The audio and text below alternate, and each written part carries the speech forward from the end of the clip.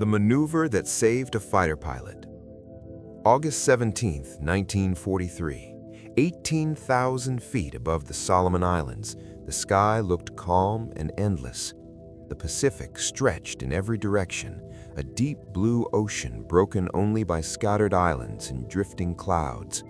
But for the pilots fighting above those waters, the sky was one of the most dangerous places on Earth. Lieutenant Richard Bong glanced over his shoulder and saw something that made every fighter pilot's stomach tighten instantly. A Japanese fighter was closing in behind him. The aircraft was unmistakable, a Mitsubishi A6M-0. It was already within firing range. The Zero's nose dipped slightly as its pilot aligned the gun sight. In a few seconds, 20mm cannon shells would rip into Bong's aircraft. At combat speed, Bong had perhaps 4 seconds left to live. What happened next was not taught in any training manual. It was not part of official doctrine, and yet the decision he made in that moment would eventually influence fighter tactics for decades. The Pacific Air War in 1943 was brutal and unforgiving. American forces were slowly pushing north through island chains controlled by the Japanese Empire. Every mile of ocean and every patch or jungle mattered. But control of the sky above those islands mattered even more. Aircraft determined whether ships could move safely, whether troops could land, and whether supply lines survived.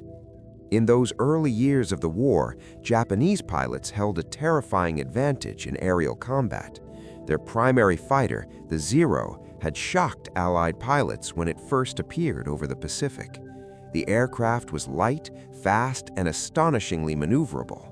Engineers in Japan had designed it with one goal above all others: agility. By sacrificing armor and heavy structural reinforcement, they created a fighter that could turn tighter than almost anything else in the sky. For inexperienced opponents, the Zero felt almost impossible to fight. American pilots quickly learned the hard truth. If you tried to dogfight a Zero in a traditional turning battle, you would almost certainly lose. The Japanese aircraft could pivot through the air in a tighter circle than American fighters. That meant the Zero could slip behind its opponent in seconds. Once a pilot found himself in that position, survival chances dropped dramatically. Early combat reports from the Pacific painted a grim picture. In the first year of the war, Japanese fighters sometimes achieved kill ratios approaching 3 Allied aircraft destroyed for every 1 Zero lost. American pilots were not inexperienced or unskilled, but they were facing an aircraft designed for a style of air combat that favored tight maneuvering above everything else. To counter this threat, the United States deployed one of the most unusual fighters of the Second World War, the Lockheed P-38 Lightning. Unlike most fighters of the era, the P-38 had a strange twin-boom design. 2 long tail structures extended behind the wings, while the cockpit sat in a central pod between them. The aircraft looked unconventional, but its design gave it tremendous power and range. 2 Allison engines produced more than 2,600 horsepower combined. At high altitude, the P-38 could reach speeds exceeding 400 miles per hour, making it one of the fastest fighters in the Pacific theater. Its firepower was equally impressive. Instead of spreading guns across the wings, engineers placed all of the weapons in the aircraft's nose. 4 50-caliber machine guns and a 20mm cannon fired directly forward in a tight, concentrated stream. When those guns opened fire, the results could be devastating. But even a powerful aircraft like the P-38 had limitations. Speed and firepower meant little if an enemy could outmaneuver you in close combat, and the Zero could. Japanese pilots knew their aircraft's strengths intimately. Many of them had years of combat experience before the Pacific War even began. They had fought in China during the late 1930s, developing tactics that exploited the Zero's agility to its fullest potential. One common tactic was particularly dangerous for American pilots. A single Zero might appear alone, flying straight and level, almost inviting attack. To a fighter pilot scanning the sky for enemies, it looked like an opportunity. But as soon as the American aircraft committed to the attack, 2 more Zeros would drop in from above or slide in from the sides. The trap closed quickly. The American pilot would suddenly find himself surrounded and forced into defensive maneuvering. Defensive maneuvering almost always meant turning, and turning was exactly where the Zero excelled. Lieutenant Richard Bong was one of many American pilots flying the P-38 in the Pacific during 1943. At that time, he was not yet famous. He was simply another young pilot assigned to combat duty. Born in Wisconsin, Bong had grown up in a quiet rural environment far removed from the chaos of global war. Fellow pilots often described him as shy and soft-spoken. He rarely tried to draw his attention to himself. In group settings, he sometimes seemed almost uncomfortable with the aggressive personalities common among fighter pilots. Yet when Bong climbed into the cockpit of a fighter aircraft, something changed. In the air, he displayed an instinct for combat that few pilots possessed. He had an uncanny ability to read situations quickly and react in ways that kept him alive. On that August morning in 1943, Bong and his wingman were flying a patrol over the Solomon Islands when suddenly Japanese fighters appeared. The attack came fast. The Zeros dropped out of the sun, using the bright glare behind them to remain hidden until the last possible moment. Bong's wingman was hit almost immediately. The aircraft spiraled downward toward the Pacific, trailing smoke as it disappeared below the clouds. Now Bong was alone against multiple enemies. One of the Zeros quickly maneuvered into the most dangerous position possible, directly behind him. Every fighter pilot understood what that meant. The enemy aircraft had achieved a firing solution. The Zero's guns could strike Bong's aircraft at any moment. At high speed and close range, there was almost no time to react. Bong checked his surroundings instinctively. Climbing away would cost speed, making him an easier target. Turning horizontally would only play into the Zero's advantage. The Japanese fighter could outturn him easily and line up the shot again within seconds. The situation was deteriorating rapidly. The Zero was closing the distance. 4 seconds, maybe less. In that moment, Bong made a decision that went against conventional expectations. Instead of turning or climbing, Bong rolled his P-38 completely upside down. The world outside the canopy flipped instantly. Blue sky vanished, replaced by the dark surface of the Pacific Ocean appearing where the sky should have been. Then Bong pushed the control stick forward. The aircraft plunged downward toward the water in a steep dive. Because he was inverted, the maneuver forced his body into negative G-forces. Blood rushed toward his head. Pilots described the sensation as intense pressure inside the skull and eyes. The visual field turned red around the edges as tiny blood vessels in the eyes filled rapidly. Aviation medicine at the time warned pilots to avoid this condition whenever possible. Yet Bong held the maneuver for 2 seconds, then 3. The Japanese pilot behind him had expected a different reaction. Most American pilots tried to climb or turn when threatened. Instead, Bong's aircraft suddenly dropped out of the expected flight path. The Japanese pilot hesitated for a fraction of a second, unsure of what the American was doing. That hesitation was enough. The Zero overshot its target, passing above and slightly ahead of Bong's diving fighter. Suddenly, the situation had reversed. Bong rolled his aircraft upright again. Now he was below the Zero, climbing rapidly with speed gained from the dive. This position was extremely unusual in aerial combat. Most attacks came from above, where gravity allowed fighters to dive and build speed. Bong was now attacking from below, a direction the Zero pilot had not anticipated. As the Japanese aircraft passed overhead, Bong pulled the nose of his P-38 upward and pressed the trigger. The concentrated firepower of the lightning erupted. Streams of tracer rounds tore into the underside of the Zero. The impact was immediate and catastrophic. Within moments, the Japanese fighter disintegrated, pieces tumbling through the sky before vanishing into the ocean far below. In less than 5 seconds, Bong had gone from the verge of destruction to destroying his attacker. At the time, he may not have realized exactly what he had done. The maneuver was essentially a form of the split S-dive, a vertical escape technique occasionally used in aerobatics, but in the context of combat against the Zero, it carried a deeper significance. The maneuver used the vertical dimension of the sky instead of the horizontal turning circle where the Zero dominated. It also relied on something that mattered enormously in aerial combat: surprise. The Japanese pilot predicted Bong's likely response based on experience. Most opponents reacted in familiar ways, but Bong's inverted dive created a sudden and unexpected change in direction.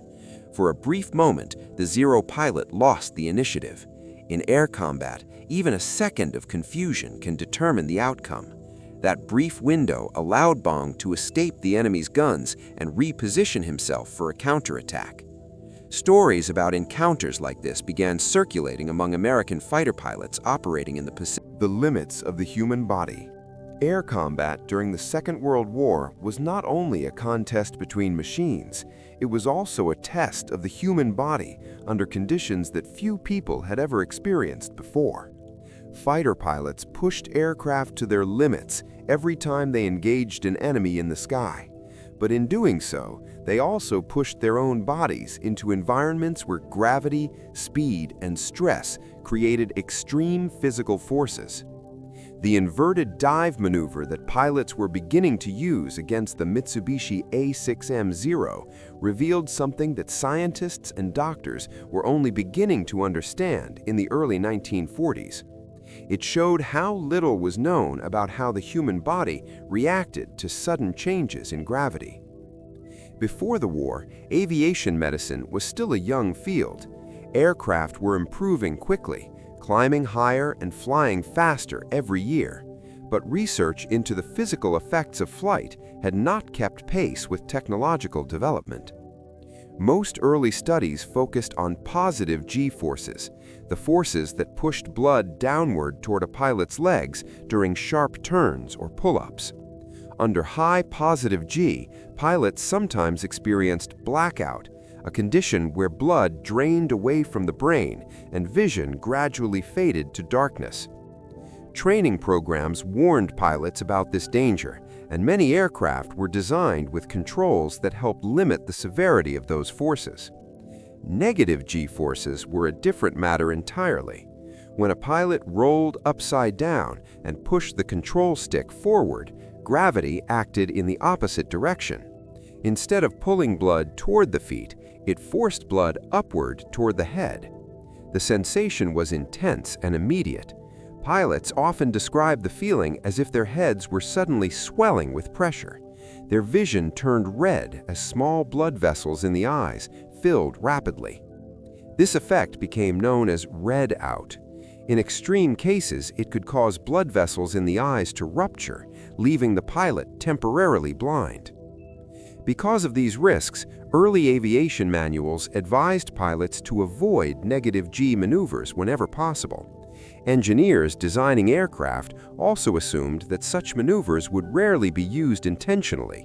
Most aerobatic techniques emphasized positive G movements, like loops and climbing turns. The idea that fighter pilots might deliberately expose themselves to negative G forces in combat was not widely anticipated. The Pacific Air War changed that assumption quickly. Combat created situations where survival required immediate and unconventional reactions. When American pilots flying aircraft like the Lockheed P-38 Lightning found themselves pursued by a Zero, the usual defensive maneuvers often failed. Turning horizontally played directly into the enemy fighter's advantage. Rolling inverted and diving away sometimes offered the only realistic chance of escape. Pilots who attempted the maneuver for the first time were often shocked by the physical sensation. The red haze creeping into their vision felt unnatural and alarming. Some reported the feeling of blood pounding inside their skulls, as if their heads might burst. Others described momentary disorientation as the aircraft flipped upside down and gravity reversed direction. Yet the maneuver lasted only seconds. Once the pilot leveled the aircraft and returned to normal flight, the pressure eased and vision cleared quickly. What mattered most was the result. The maneuver worked.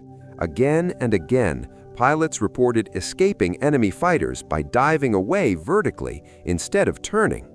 Some even managed to reverse the situation and counterattack once the pursuing aircraft overshot its target. The temporary discomfort caused by negative G-forces became an acceptable price for survival. As reports from the Pacific accumulated, military doctors began paying closer attention to these experiences. Aviation medicine specialists realized that combat pilots were performing real-world experiments under conditions impossible to recreate in laboratories at the time. Every mission provided new information about how the human body responded to sudden changes in gravity and stress. Doctors began interviewing pilots returning from combat, carefully documenting their descriptions of readout and other physiological effects. One of the key discoveries was that short exposures to negative G-forces were less dangerous than previously believed. While prolonged exposure could certainly cause injury, brief maneuvers lasting only seconds were generally tolerable for healthy pilots. The human body proved more resilient than early researchers had assumed. This realization allowed instructors to adjust training guidance gradually, acknowledging that negative G maneuvers might sometimes be necessary during combat. Another factor became clear as well. Experience played a major role in how well pilots tolerated these conditions. Veteran pilots learned how to anticipate the physical sensations associated with inverted dives. They braced themselves mentally and physically before initiating the maneuver. By tightening their muscles and controlling their breathing, they reduced some of the discomfort caused by the sudden shift in blood flow. These techniques were rarely written in formal manuals. Instead, they spread informally through conversations among pilots who had learned them through experience. At the same time, engineers began recognizing how aircraft design influenced a pilot's ability to perform such maneuvers safely. The P-38 Lightning proved particularly suited for high-speed dives. Its strong airframe allowed it to accelerate rapidly without the structural problems that could affect lighter aircraft. The twin-engine configuration also provided additional stability during steep descents. This combination made the aircraft an ideal platform for vertical tactics. Japanese fighters like the Zero were built with a very different philosophy. Their lightweight construction allowed extraordinary agility in turning fights, but it also made extremely high-speed dives more dangerous. At certain speeds, the aircraft's control surfaces could become difficult to manage. Structural stress increased dramatically as air resistance grew stronger. Japanese pilots understood these limitations and often avoided following enemy aircraft into steep dives that might push their own machines beyond safe limits. This difference created a subtle but important tactical advantage.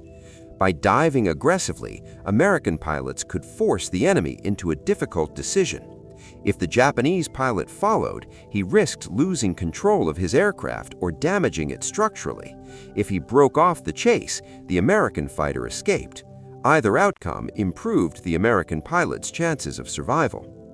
The skies above the Pacific therefore became a place where physics, engineering, and human physiology interacted in complex ways. Pilots were not only fighting each other, they were also confronting the limits of their own bodies and machines.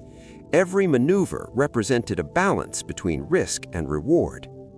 For pilots like Richard Bong, these factors became second nature over time. Combat experience gradually built an intuitive understanding of both aircraft and pilot could endure. Bong and other experienced flyers developed a feel for the precise moment when an inverted dive would create enough speed to escape danger without pushing the aircraft too far. As the months passed, these insights began influencing broader training programs. New pilots arriving in the Pacific were often briefed by veterans who had already faced Japanese fighters in combat. They were warned not to enter turning battles with the Zero whenever possible. Instead, they were encouraged to rely on speed, altitude, and vertical maneuvering to control the fight. The change was subtle but significant. Early in the war, many American pilots had tried to match Japanese fighters maneuver for maneuver. By late 1943 and early 1944, a different philosophy was emerging. Rather than competing directly with the Zero's agility, American pilots were learning to exploit the strengths of their own aircraft and their own tactical flexibility. The inverted dive became part of this evolving mindset. It symbolized the willingness of pilots to challenge assumptions and adapt under pressure. The maneuver also demonstrated something fundamental about aerial warfare. Technology alone did not determine victory. The ability of pilots to learn quickly and apply those lessons creatively mattered just as much. By the time these ideas spread widely through American fighter units in the Pacific, the balance of power in the sky had begun to shift. Japanese pilots still possessed skill and experience, but they were increasingly facing opponents who understood how to counter the advantages of the Zero. Each new tactic narrowed the gap further. And as those tactics continued to evolve, something remarkable began to happen. The same maneuver that once served as a desperate escape was gradually transforming into a deliberate strategy, a tool that American pilots could use not only to survive enemy attacks, but also to dominate the fight. Turning the tide. By 1944, the air war over the Pacific had reached a critical stage. Months of battle had taught both sides lessons that could not be unlearned. For the Japanese, the Zero remained an exceptional dogfighter, capable of astonishing agility, but its limitations were becoming painfully obvious. Lightly built, underpowered compared to the newest American planes, and lacking armor for the pilot, it had strengths. The final battles and legacy. By late 1944, the momentum of the Pacific Air War had decisively shifted. The Americans, having mastered vertical maneuvers, energy tactics, and coordinated formation strategies, now controlled much of the sky above key islands. Every sortie flown, every pilot trained in advanced tactics contributed to a web of dominance that left the Japanese struggling to respond. Their losses were no longer just aircraft, but seasoned pilots whose experience could not easily be replaced. Each engagement was a reminder that adaptation and innovation had become the new currency of survival. In the Mariana Islands, the stage for one of the war's most pivotal campaigns, air superiority proved decisive. The Americans launched raids that targeted airfields, supply depots, and communication centers, ensuring that Japanese reinforcements and replacements could not reach the front lines. Every fighter and bomber deployed was part of a carefully orchestrated plan. Pilots now had the ability to predict enemy movements based on intelligence, photographic reconnaissance, and prior encounters. What had once been chaotic dogfights evolved into precise surgical strikes in the air and on the ground. Pilots like Thomas Maguire, one of the most decorated aviators of the war, embodied the culmination of American training and tactics. Maguire's flight logs reveal an extraordinary understanding of not only his aircraft, but the psychology of aerial combat. He could anticipate enemy maneuvers, exploit weaknesses, and maintain a level of calm in the most intense situations. In many ways, aces like Maguire and Bong were not just warriors, they were scientists experimenting in real time with gravity, speed, and physics under the most extreme conditions imaginable. The strategic impact of this mastery was profound. Japanese aircraft, even in significant numbers, could no longer challenge American air dominance with the same confidence. Each failed sortie eroded morale and further depleted their already strained resources. The psychological edge, long underappreciated in aerial warfare, became a decisive factor. American pilots understood that controlling the sky was not just about killing enemy planes, but shaping the very perception of the battlefield. Confidence in victory, combined with superior tactics, created an almost unstoppable momentum. As the Allies moved closer to Japan itself, these lessons were tested on the largest scale. The bombing campaigns over Iwo Jima, the Philippines, and eventually the Japanese mainland were supported by fighter wings capable of sustained operations far from home bases. The same tactics, honed in the jungles and skies of the Pacific Islands, were applied with devastating effect. Vertical maneuvers, energy management, and coordinated attacks allowed pilots to neutralize enemy fighters before they could threaten bombers or ground forces. Each mission demonstrated the full potential of combining training, technology, and intelligence into a unified strategy. Yet, even in victory, the human cost remained stark. Pilots who had mastered these advanced techniques faced constant stress, exhaustion, and the ever-present risk of sudden death. Their triumphs were measured not only in enemy kills, but in the mental resilience required to endure repeated, high-stakes missions. Stories from the front lines often describe moments where skill and instinct combined in near miraculous ways. A pilot pulling out of a dive inches from the ocean, a wingman covering another under fire, or a formation executing a complex maneuver without hesitation. These were not accidents, they were the product of discipline, training, and human ingenuity under pressure. The war also left an enduring legacy for aviation itself. Techniques developed for energy management, vertical maneuvers, and coordinated formation tactics became foundational in post-war fighter doctrine. Lessons learned about pilot physiology under extreme G-forces informed both training programs and aircraft design for decades to come. The war accelerated technological development, but it also accelerated understanding of how humans interact with machines at the limits of performance. Every inverted dive, every high-speed climb, and every split-second decision contributed to the body of knowledge that would shape modern aerial combat. Beyond the technical and strategic aspects, there was a cultural impact. The stories of pilots like Bong, Maguire, and others became legends, inspiring generations of aviators and historians alike. They demonstrated that success in the air was not simply about courage, but about adaptation, learning, and the relentless pursuit of mastery. Their narratives highlighted the intertwining of human and machine, skill and innovation, daring and calculation, a combination that defined the era and continues to influence modern military aviation. By the summer of 1945, as Allied forces prepared for the final invasion of Japan, air superiority was no longer in question. Japanese air power, once feared and nearly invincible, had been systematically dismantled. American pilots, applying years of experience and innovation, controlled the skies with precision. The tactics perfected in countless battles, from the jungles of Burma to the coral atolls of the Pacific Islands, culminated in an operational dominance that rendered the enemy's remaining aircraft largely ineffective. The air war had become not just a series of engagements, but a decisive instrument of strategic victory. In reflecting on the air war's evolution, it becomes clear that innovation, intelligence, and human resilience were as critical as technology.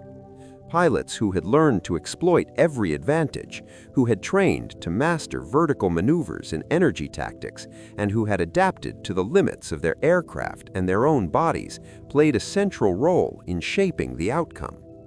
Their experiences remind us that mastery often arises from necessity, that the most extreme conditions can produce the greatest advancements, and that courage paired with intellect can transform the course of history.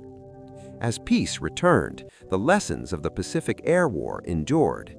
Fighter doctrine, pilot training, and aircraft design all bore the imprint of what had been learned in those brutal years. Aces became instructors, manuals incorporated the wisdom of combat, and new generations of pilots built upon the foundation laid by those who had faced the Zero, the kamikaze, and the deadly uncertainties of aerial warfare. The story of the Pacific skies is in many ways a story of human potential realized under the most extreme circumstances. Ultimately, the air war over the Pacific was a testament to adaptability, courage, and innovation. It demonstrated that survival and victory were determined not just by technology, but by the willingness to learn, to experiment, and to push beyond the known limits of both machine and human. From the first inverted dive to the final strategic bombing runs, the legacy of these pilots endures as a profound chapter in the history of aviation, a chapter defined by risk, resilience, and the relentless pursuit of mastery. And as the sun set over the Pacific Islands, leaving trails of smoke and echoes of battle behind, one thing was clear: the skies would never be the same again. The men who had flown, fought, and survived in those extreme conditions had rewritten the rules of air combat forever. They had proven that with courage, intelligence, and innovation, even the most lethal challenges could be overcome. Theirs was a story of mastery under fire, a story that would inspire generations and remind the world that the sky, no matter how vast, could be conquered by human skill and determination.